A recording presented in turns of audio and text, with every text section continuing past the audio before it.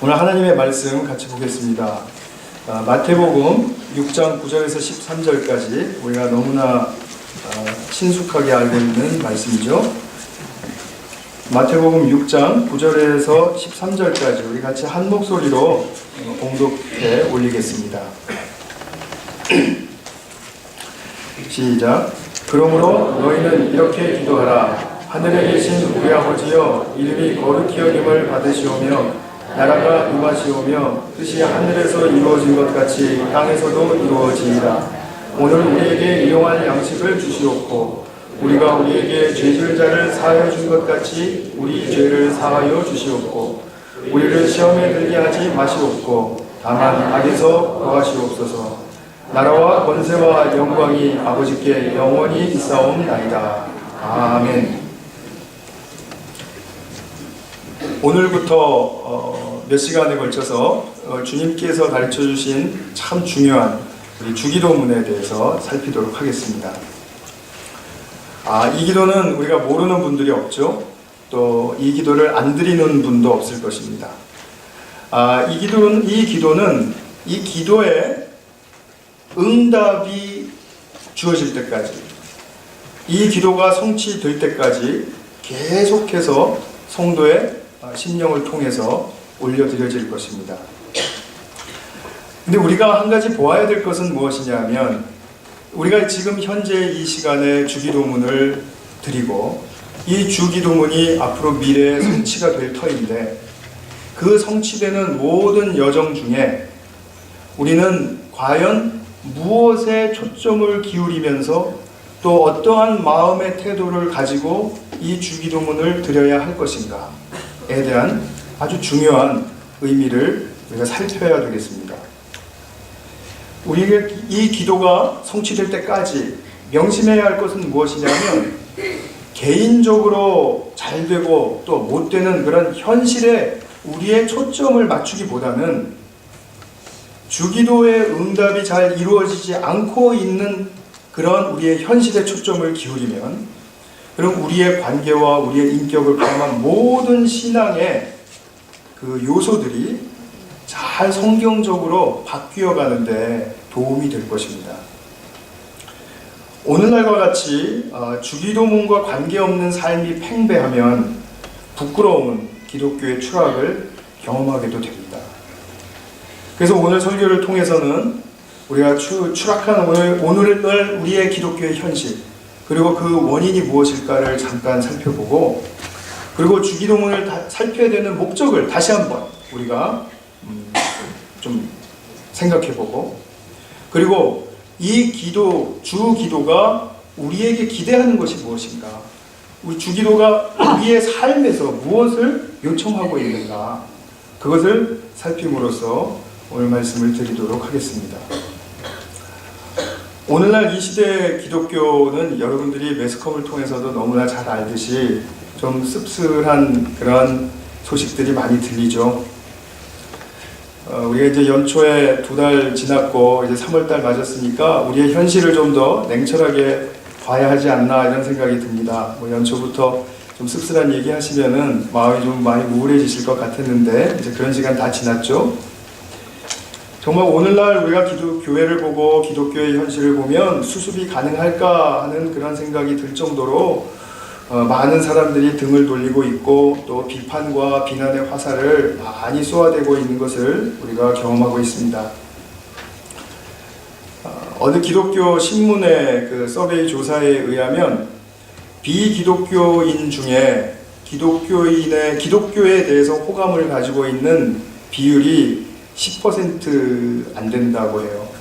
그러니까 비기독교인 10명 중에 한 명 정도가 기독교에 대해서 난 호감이 있다, 이렇게 생각을 한다는 거죠. 이거 굉장히 적은 거죠. 제로입니다. 거의 제로입니다. 기독교에 대한 호감이 완전히 실추됐다, 이렇게 봐도 됩니다. 기독교를 신뢰하지 못하는 가장 큰 2가지 이유가 있는데, 첫 번째 것은 정말 슬프게도 목회자에 대한 불신입니다. 또 하나는 성도들의 언행불일치입니다. 그러니까 성도들의 외식하는 삶이다 이것이죠. 그러고 보니까 교회 안에 있는 사람들 전부가 다 불신의 대상이에요. 교회 안에 목사랑 성도 말고 또 있습니까? 너무나 슬프죠. 근데 이 두 요인이 전체 교회에 대해서 호감을 가지고 있지 못하는 그 이유의 85% 이상을 차지합니다. 거의 100%이죠. 이것이 지금 남의 얘기하는 것이 아닙니다. 우리 얘기하는 것이고 나의 이야기를 하고 있는 것입니다. 우리나라에 130년 전에, 제가 120년이라고 잘못 표기를 했는데요. 130년 전에 기독교가 이제 처음 들어왔다고 그렇게 공식적으로 알려져 있습니다. 1884년, 85년, 그때 우리 기독교가 들어오고 난 다음에 한 35년 지나면서 우리가 잘 알고 있는 3.1운동 1919년이 왔을 때 그때 우리나라의 기독교 인구는 1%도 되지 않았습니다. 그런데 민족대표 33인 중에는 16명이 개신교 신자였습니다. 개신교 목사, 개신교 장로 이런 분들이었습니다. 거의 절반이 민족대표로서 활동을 했는데 그때 당시에 우리가 다 역사를 통해서 배우고 알고 있듯이 이분들은 엄청난 그 사회의 존중과 그리고 또 존경을 받았던 분들입니다. 그리고 교회 자체가 우리 모든 국민들에게 정말 좋은 그러한 인정받을 만한 그런 종교로서 정말 인식이 되어 있었고 또 그것은 참으로 우리에게 빛과 소금이 되는 그런 역할을 감당하는 교회들이었죠. 그러니까 이것을 우리가 보게 되면은 우리나라에 처음 들어온 그 기독교 자체에 문제가 있는 것은 아니라는 것을 알 수가 있습니다. 문제는 우리가 살아왔던 지난 몇십 년 동안에 무언가 일이 벌어졌다는 거죠. 이렇게 교회가 추락하기까지 우리 교회와 교회 지도자들은 무언가를 분명하게 잃어버리고 헤맸던 것이 틀림이 없습니다. 이것을 우리가 분명하게 직시해야 하고 또 이것을 우리는 인정해야 합니다. 우리가 잘해보려고 했던 모든 것들조차도 다시 한번 점검해 보지 않으면 우리는 계속 흘러가는 이 추세에 휘말려 들어갈 수밖에 없을지도 모릅니다. 그래서 이 현실을 직시하고 우리가 잘못을 인정하고 우리 나약함을 분명하게 무릎 꿇고 고백해야 하는 것은 천부당 만부당 맞는 말씀인데 제가 한 가지 분명하게 또한 당부드리고 싶은 말씀은 이런 현실에 대해서 남의 얘기하듯이 우리 교회 안에서 비판하지는 말자 이것입니다. 비난하지는 말자 이것입니다. 우리가 목사 욕하고 그리고 성도 욕하면 그거는 가족끼리의 싸움이에요. 그렇게 되면은 더더욱이 우리는 더 어지러워지는 기독교 현실로밖에 들어갈 수가 없을 것입니다. 그렇기 때문에 잘못은 인정하되 우리 서로에 대한 비난은 우리가 자제하자라는 그런 말씀을 드리고 싶어요.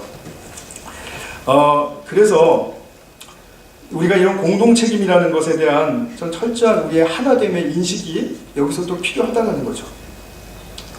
그럼 우리가 이런 추락한 기독교의 현실 속에서 무엇을 잃었을까? 그것을 한번 좀 살펴보도록 하겠습니다. 우리 초기 믿음의 선배들을 보면 상당히 그 어려운 상황을 많이 겪지 않았습니까? 그 역사적으로 굉장히 불운했던 시기였습니다. 남의 나라에 짓밟히고 또 피해를 많이 당했던 시기였죠. 먹을 것도 없었고 엄청 가난했죠. 그런 가운데서 기복적인 간구와 그리고 기도도 많이 드렸을 것입니다. 정말 좀 살게 해달라고. 이 시대에도 그런데 마찬가지이죠. 우리가 기복적인 기도를 안 드리지 않죠. 기복적인 기도를 드리지 않을 수 없습니다. 우리는 만약에 우리 기도 속에서 기복적인 것과 성경적인 것을 따로 분별해내는 그런 능력이 있다면 그거는 굉장한 능력을 가진 사람이죠. 마치 보리밥에서 보리만 골라내는 능력을 가진 사람과 똑같은 거죠. 그렇기 때문에 우리는 기복적인 기도다 해가지고 모두 다 나쁜 것이다 이렇게 말할 수는 없습니다. 그런데 우리 믿음의 선조들에게 있어서 가장 중요했던 것은 기복적인 기도를 드렸다 할지라도 그 마음속에 하나님에 대한 뚜렷한 경외심이 있었다는 것입니다. 하나님에 대한 열정적인 사모함, 하나님에 대한 분명한 두려움, 이것이 있었다는 것이죠. 이 말은 그분들은 하나님을 진짜 만났다는 뜻입니다. 소위 우리가 불받았다라고 하는 그 표현이 있죠. 정말 불받은 사람들이었죠. 그래서 그들은 하나님을 떠날 수도 없고 하나님이 진정으로 자신의 삶에 개입하기를 원했고 또 하나님께 늘 가까이 다가서기를 원했던 사람들이었죠. 하나님에 대한 호감, 하나님에 대한 인식, 하나님에 대한 끌림, 이런 것들이 매우 강렬했었다는 것입니다. 시간이 흐르면서 그런데 이 중요한 핵심이 빠져버리기 시작한 것이죠. 바로 하나님을 잃어버렸다는 데 우리의 문제가 있는 것입니다. 정직하게 생각해 보세요. 하나님이 계셔도 되고 안 계셔도 되고 혹은 거기에 대해서 답을 내가 잘 모르겠다 하시는 분들이 많으면 많을수록 하나님을 잃어버린 것이 분명한 것입니다. 하나님밖에는 없다. 하나님 외에는 내가 의지할 존재가 없다. 나는 하나님 말고는 못 산다. 뚜렷한 고백이 있는 사람은 하나님을 마음속에서 그나마 유지하고 잃어버리지 않았다라고 말할 수 있어요. 그러나 그 외에는 아닙니다. 우리가 하나님을 잃어버렸다라는 말은 교회 안에서 어떤 예배의 형식을 잃어버리고 봉사를 잃어버리고 또 뭐 교회 활동과 행사를 잃어버렸다는 뜻이 전혀 아닙니다. 오히려 이런 것들은 날로 더 세련되게 발전되어 가고 있습니다. 그리고 오늘날 우리 기독교 개신자 숫자가 우리나라에서 줄었다고는 하지만 아직도 20% 전후를 유지하고 있는 것을 보면 결코 작은 숫자가 아닙니다. 여러분 이건 분명하게 아셔야 됩니다. 우리가 사회 혁신을 이룰 때 20%의 사람들이 동조하면 그 혁신은 분명히 가능하다고 이야기합니다. 20%라는 숫자는 막강한 숫자이고 매우 중요한 숫자입니다. 아직도 우리는 20% 정도의 개신교 신자가 우리나라에 있습니다. 이민사회에서는 더 많죠. 더 높죠. 형식과 활동, 숫자, 모든 면에서 옛날보다 월등하게 좋아진 수준입니다. 그런데도 불구하고 기독교는 추락하고 바닥을 치고 있죠. 왜요? 믿는 사람들의 마음속에서 하나님이 살아계시지 않기 때문에, 하나님이 주도적으로 우리를 지배하실 수가 없기 때문에, 하나님에 대한 간절함과 하나님에 대한 열망을 잃어버렸기 때문에, 이것을 잃어버리고서도 무엇이 문제인지를 잘 못 찾고 다른 곳에서 헤매면서 무슨 운동이다, 무슨 캠페인이다, 또는 뭘 바꿔봐야 되겠다, 이러면 나아질 줄 아는 이 착각하는 오늘날의 현실, 이것이 문제입니다.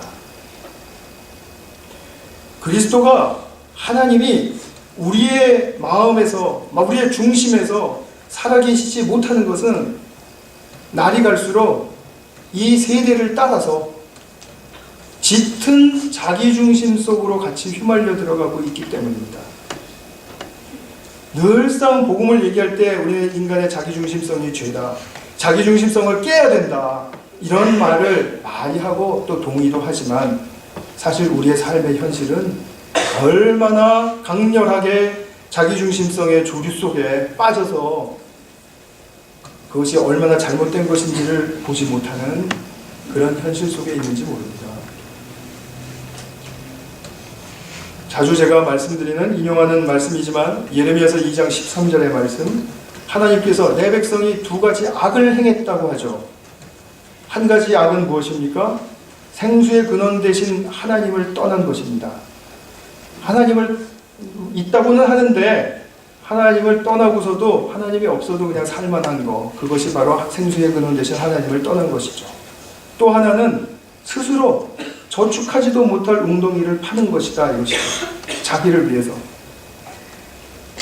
저축하지도 못할 웅덩이를 계속 파는 행위는 이 교회 밖에서 세상 사람들에게는 죄가 절대로 될 수가 없습니다.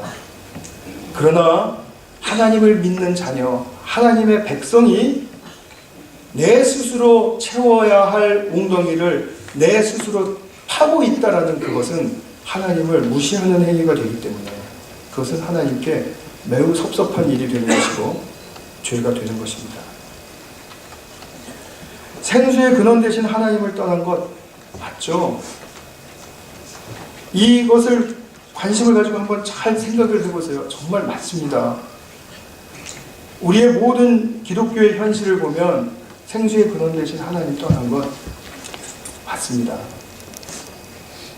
그렇기 때문에 자신의 영생에 대한 문제를 소중하게 여기고 하나님께 묻지 않습니다.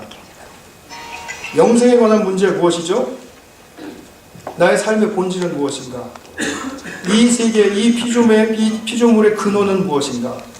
나의 인생의 의미는 어디 있는가? 나는 그 의미와 가치를 찾을 수 있는가? 하나님 알려주세요. 영생에 대한 질문이죠. 이 질문이 없다라는 거죠.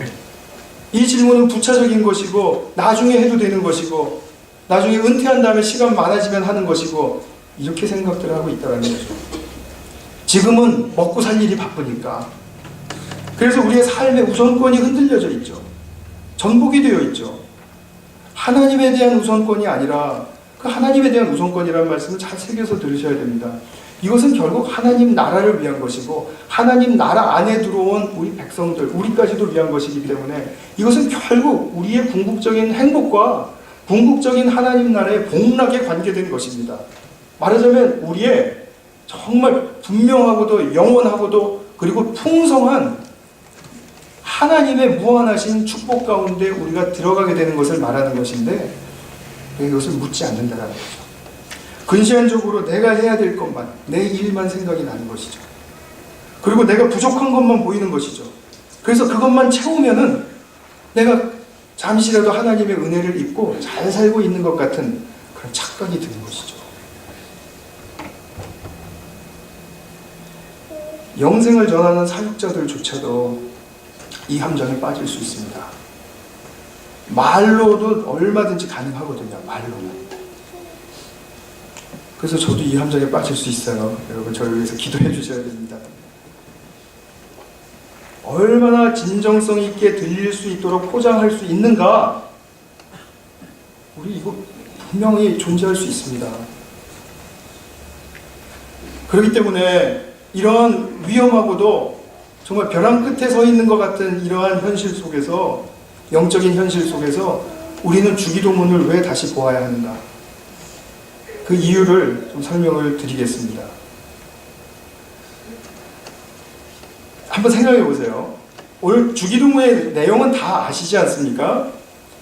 주기도문을 통해서 올려드리는 그 기도가 응답된다면, 자, 우리의 삶에 어떠한 일이 일어나는 것인지 한번 예측해 보실 수 있겠습니까?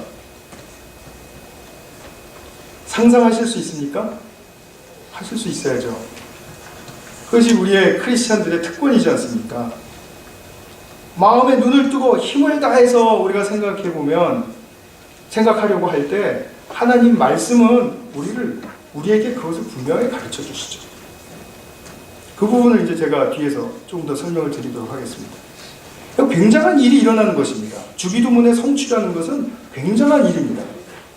그리스도의 복음의 세계가 실현되는 것을 말하는 것이거든요. 우리 눈에 보이게 실현되는 것입니다. 근데 주기도를 형식적으로 이제 모임 끝에만 붙이는 기도로 주로 이제 사용한다면 문제가 심각해지는 거죠. 모임 끝에 주기도문을 하지 말라라는 말씀이 아니고요. 이거 이제 우리가 새겨서 주기도문에 어떤 중요한 측면이 부각되어야 되는가, 그것을 우리가 알아야 된다는 거죠. 하나님의 이름이 거룩히 여김을 받으시오며, 자, 이 기도가 성취가 되면은 우리에게서 어떤 일이 일어나는 거죠? 흥미롭지 않습니까? 하나님 나라가 임하신다. 우리의 삶과 우리의 관계 속에, 우리의 인격 속에 임하신다. 이럴 때 어떤 일이 일어나는 것입니까? 이 기도의 응답의 미래의 현실은 무엇입니까? 이런 것들에 대해서 아직 기도가 응답되고 있지 않고 있다고 생각이 된다면, 그럼 우리는 마땅히 안타까워야죠. 그리고 때로는 답답해야죠. 때로는 애통해야죠. 이것이죠. 이것이 주기도가 성취되기를 원하는 나의 마음을 점검할 수 있는 길이 아니겠습니까? 그런데 우리가 얼마나 답답하고 얼마나 안타까워, 얼마나 애통해하는지 잘 모르겠습니다. 우리는 현대에 살면서 자존심과 우리의 내면의 세계가 굉장히 더욱더 예민해지는 가운데로 나가는 것 같아요. 그래서 자존심이 한번 상했다 하면은 모든 것을 불쌍할 수 있다. 그렇기 때문에 사회적인 이슈로 모든 사건도 많이 일어나고 아무것도 아닌 일 가지고 사람을 죽이기까지 하고 하는 그런 험악한 시대가 된 것은 그만큼 우리의 내면이 약하다라는 증거고 예민해져 있다는 증거입니다. 그래서 우리의 내면을 좀 잘 다스릴 수 있으면 좋겠다는 생각이 듭니다. 그 길이 무엇인가? 그 길이 주기도에 올인하는 것이죠. 우리의 기도를 주기도문에 심는 것이죠. 그러면 주기도문이라는 것이 우리가 늘상 그냥 거의 우리가 암송을 하고 있는 정도인데, 그것이 우리의 삶에 무엇을 요구하고 있고 무엇을 기대하고 있는가, 우리가 그 부분을 좀 살펴보도록 하겠습니다. 앞서서 우리 모든 종교들은 다 기도를 가지고 있죠. 기도는 어떤 종교에서도 굉장히 중요합니다. 무슬림들도 그렇고 불교인들도 그렇고 힌두교인들도 그렇고 다 기도에 힘씁니다. 심지어는 이단에 빠진 사람들도 엄청나게 기도하죠. 근데 예수님도 기도를 굉장히 강조하셨습니다. 예수님과 말씀과 가르침을 보게 되면 우리가 정말 배워야 될 건 많죠. 그러나 다른 종교의 경전에 비하면 예수님의 가르침과 말씀은 우리에게 주어진 성경의 그 양만 보면은 굉장히 적습니다. 적은 편이에요. 왜 그러죠? 말로만 안 된다 이것입니다. 삶으로 보여줘야 된다 이것이죠. 말은 구성할 수 있죠. 그러나 삶의 생명의 그 힘이 본격적으로 발휘가 되고 피어나지 않는 그런 가운데서는 말 가지고는 아무것도 되는 것이 없는 거죠. 그래서 예수님께서는 모든 가르침과 모든 말씀 그 속에 주기도문이라는 우리의 생명이 피어날 수 있는 그 명확하고도 너무나 소중한 기도를 가르쳐 주신 것입니다. 근데 이 기도를 우리가 보게 되면, 그럼 이 기도는 도대체 어떤 태도로 우리가 이 기도를 드려야 하면 무엇을 기대할 수 있는가? 이 기도가 이루어지면 조금 전에 말씀드린 것처럼 어떤 성취의 현실이 일어나는가? 그 부분에 대해서 우리에게 청사진을 보여주고 계시다는 것입니다. 이 청사진은 다름이 아닌 마태복음 5장에서 7장까지의 산상수훈입니다. 산상수훈 5장, 6장, 7장에서 주기도문을 가운데 위치해 놓았습니다. 그리고 주기도문이 이어지면서 우리가 그 기도문에 해당하는 어떠한 내용들은 바로 산상수훈에서 우리에게 다 가르쳐주고 있다는 것이죠. 그래서 우리는 기도의 간구 내용과 함께 그 기도가 이루어지는 그 청사진, 그 현실에 대한 청사진을 우리는 또 갖고 있는 거죠. 그래서 우리의 삶이 어떻게 나타나야 되는가 하는 방향을 잡기에 너무나도 우리가 분명하게 확신할 수 있도록 도와주시는 것입니다.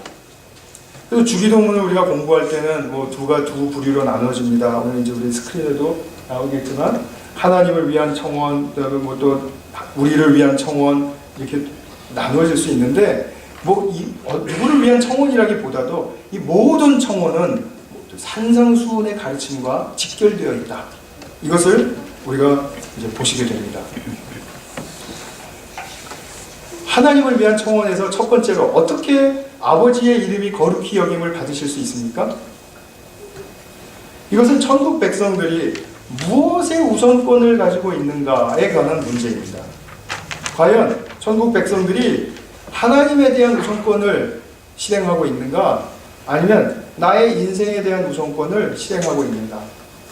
하나님의 소원이 이루어지기를 기대하고 있는가? 아니면 나의 기도의 소원이 먼저 이루어지기를 기도하고 있는가?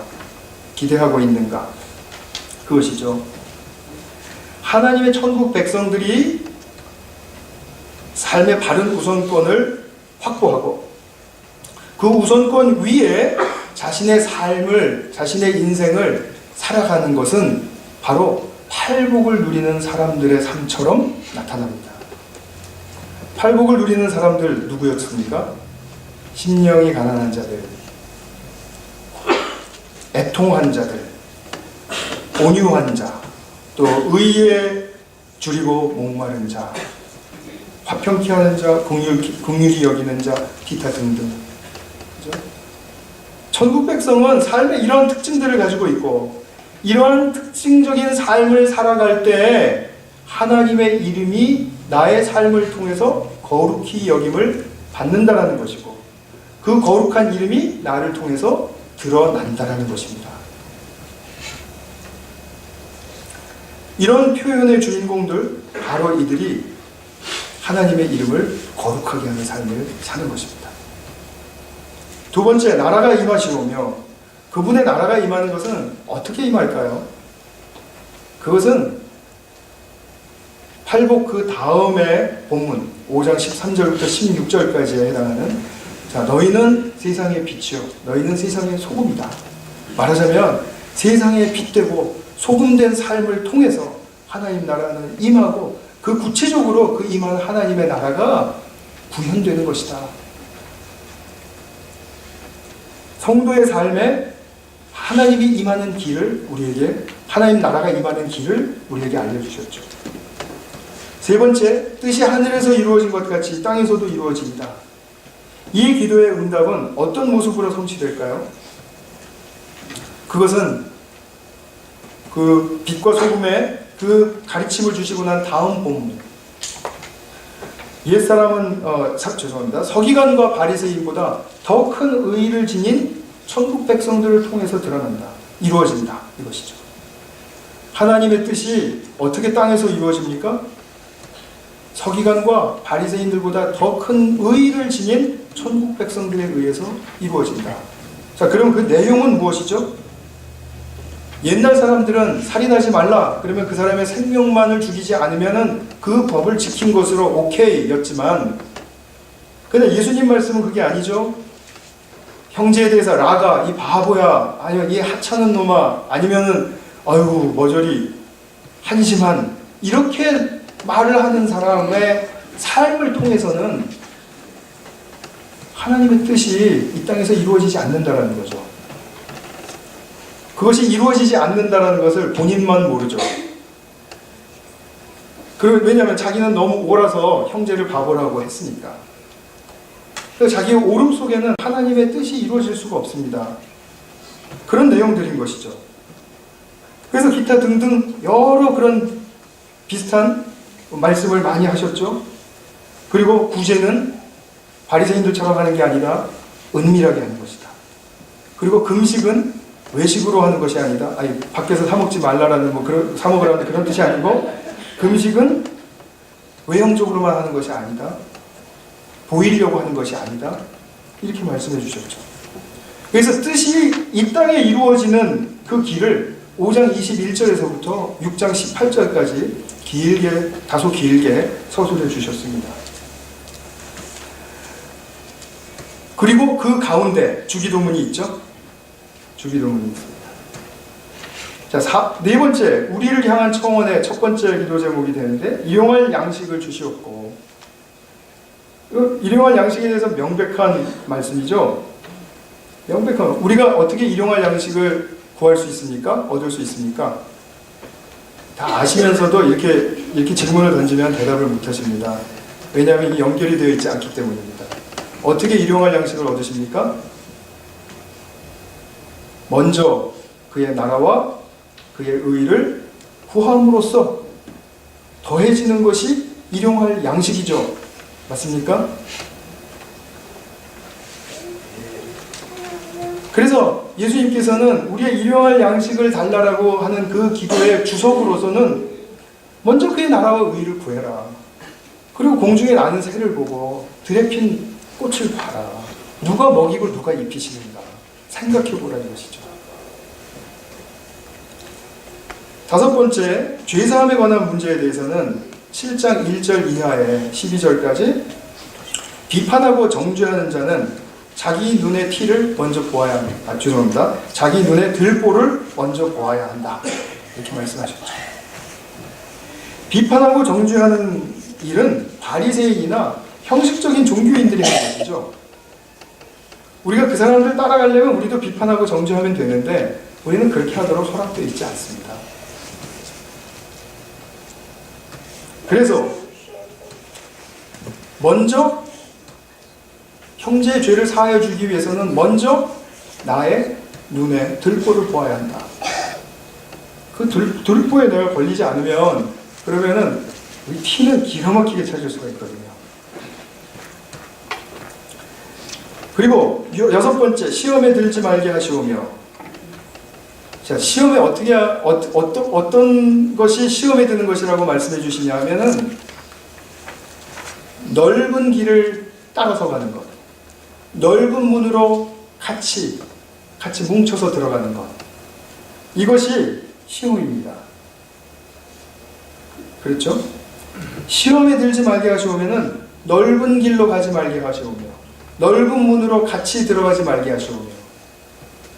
복음을 전하다 보면은요, 그리스도인들은 이런 삶을 삽니다 라고 얘기했을 때 이 세상의 모든 사람들이 그렇게 살지 않고 모든 사람들은 다 자기의 생업과 또 자기의 가족과 그것만을 위해서 사는데 나만 어떻게 특별하게 그렇지 않게 살 수 있습니까?